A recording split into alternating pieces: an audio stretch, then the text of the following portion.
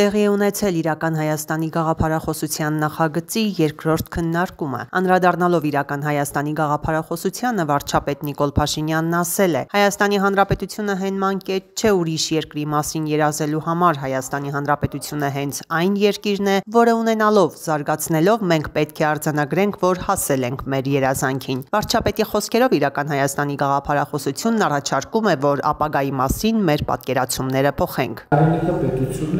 Հայրենիքը դժվարացնում պետությունը։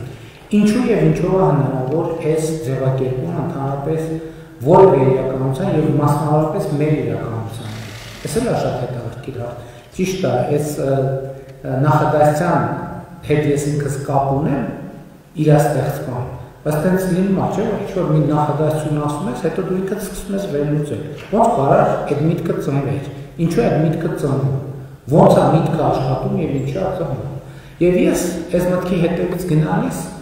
արեցի մի արձանագրում, որը բոլորիս հայտնի է։ Ընդ որում ինչ-որ այսօր խոսում ենք եւ շատ հաճախ ինչ-որ խոսում ենք, ամեն ինչը բոլորիս հայտնի է, ուղղակի երբեմն ասում ենք եւ չենք նկատում։ Եվ ես առաջարկում եմ մի միտք էլի քննարկման համար, հայրենիք եւ պետություն հարաբերությունների։ Տեսեք, շատ երկար ժամանակ, առնվազն մի քանի 100 տարի, մեր գիտակցության մեջ ո՞ր է մեր հայրենիքը։ Մեր հայրենիքը եղել է Հայաստանը, չէ, հասկանալիորեն եւ ակնհայտորեն։ Բայց պետությունը եղել է, օրինակ,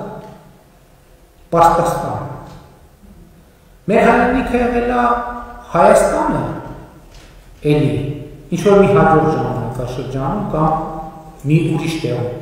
Իսկ պետությունը եղել է Թուրքիան, Օսմանյան կայսրությունը։ Մեր ընկալման մեջ հայրենիք եղել է Հայաստանը,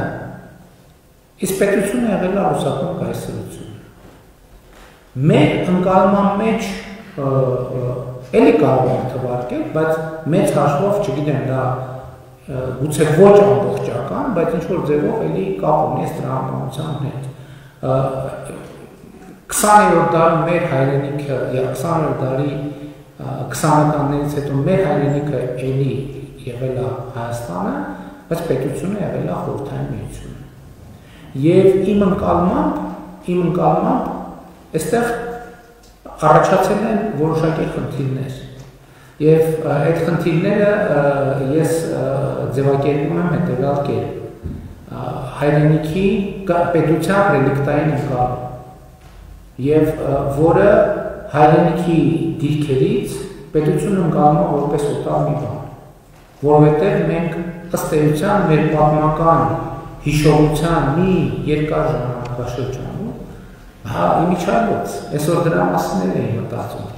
Ընդ որում մեր իրականության մեջ մի հատ կա գուցե իր ձևով աննախադեպ բան,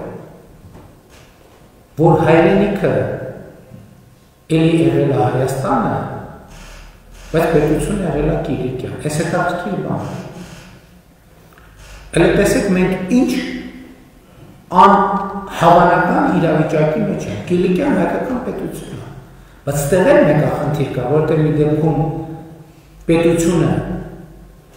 հայրենիքը եղել է Հայաստանը, ակնհայտորեն, բայց պետությունը եղել է Կիլիկիան։